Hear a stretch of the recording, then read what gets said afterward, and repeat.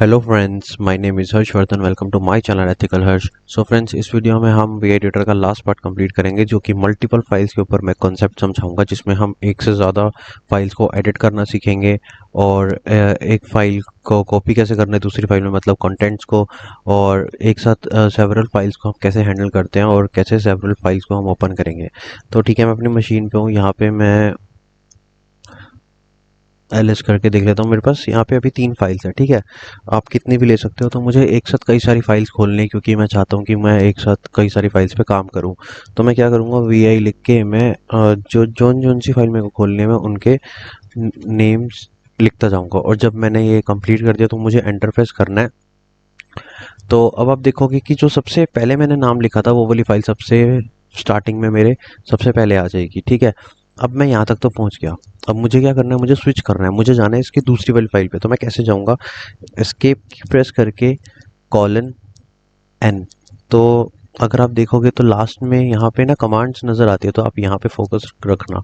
ठीक है, तो यहाँ पे अब मैंने जब कॉलन एन प्रेस करके मैं एंटर करूँगा, तो ये क्या करेगा, नेक्स्ट फाइल पे ले जाएगा।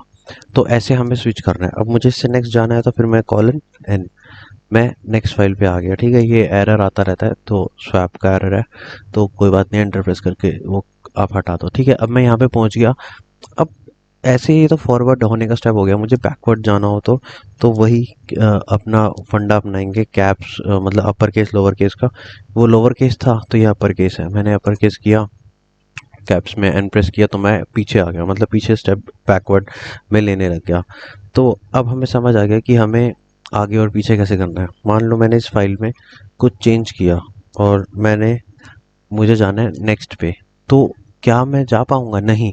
तो अगर आपने कुछ चेंज किया, एडिट किया, आप सेव करके या आप बिना सेव किए आगे जाना चाहते हो, तो इसमें एक सिस्टम होता है ओवरराइड। जैसे कि आपको ओवरराइड करना है, तो आपको एक्सक्लेमेशन मार्क लगाना पड़ेगा। जब आप एक्सक्लेमेशन मार्क लगा दोगे ना, जैसे मैं यहाँ पे एन और एक्सक्लेमेशन मार्क लगा दूंगा, तो ये फोर्सफुली उस चीज़ को कर देगा कि जैसे R M minus R F की कमांड होती है ना, जो फोर्सफुली सब कुछ डिलीट कर सकते हैं, कुछ भी, कोई दिक्कत नहीं है। तो वैसे ही इसमें फोर्सफुली हमें स्टेप लेने के लिए ना एक्सक्लेमेशन मार्क लगाना पड़ता है।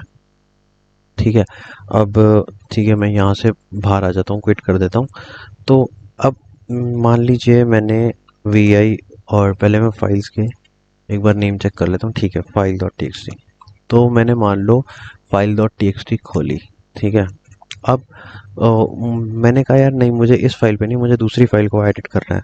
तो एडिट करने के लिए मैं कॉलन ई, ई के बाद जोन सी मेरी दूसरी फाइल हो, जोन सी मैं एडिट करना चाहता हूँ, तो मैं उसको कॉलन ई करके स्पेस देके उस फाइल का नाम लिखूंगा, तो वो दूसरी फाइल आ जाएगी। ठीक है, अब इसमें ये दिक्कत ये है कि अब आपने एक फाइल पहले खोली, एक ये पहले खोली थी, उसके बाद आपने ई कमांड से आपने फिर दूसरी खोली, तो इसमें आप स्विच नहीं कर सकते कि आपने कॉलन एन किया तो आप स्विच कर लोगे, वैसा कुछ नहीं है। ठीक है, तो इससे आप फाइल खोलना जोन सी भी आप ओपन करना चाहते हो, तो उस हिसाब से आप ओपन कर सकते हो, बट स्विच नहीं कर सकते।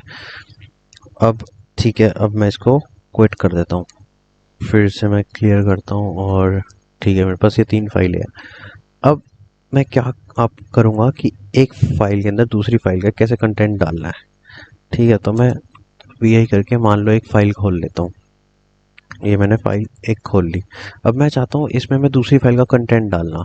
तो ये सबसे पहले तो आपके कर्सर पे डिपेंड करेगा, आप कंटेंट डालना का चाहते हो। मान लो मैंने इधर कर्सर रखा वेलकम के डब्ल्यू पे, और मुझे दूसरी फाइल का कंटेंट सारा का सारा इसमें डालना है। तो मैं कैसे डालूंगा, मैं कॉलन प्रेस करूंगा, कॉलन प्रेस करने के बाद मैं आर प्रेस करूंगा, R means read, read press करना, उसके बाद फाइल का नेम, जोन सी फाइल का आप कंटेंट इसमें डालना चाहते हो।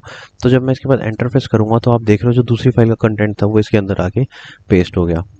अब आप इसको सेव कर सकते हो, और ऐसे आप कोई भी फाइल में कंटेंट डालना चाहते हो तो कमांड आर करके आप कंटेंट्स उसमें डाल सकते हो। अब इसमें सेव करने का सबसे बढ़िया मेथड पता है क्या है, कि आप बार बार डब्ल्यू क्यू और फिर एक्सक्लेमेशन मार्क प्रेस करोगे, मतलब टाइप करोगे फिर एंटर करोगे। इससे बढ़िया है शिफ्ट आप होल्ड करके रखो और जेड जेड प्रेस कर दो 2 बार, मतलब कि कैप्स में अपर केस में डबल जेड। जब आप 2 बार जेड जेड प्रेस कर दोगे तो ये सेव एंड एग्जिट कर देगा। ठीक है, मैं करके दिखाता हूँ।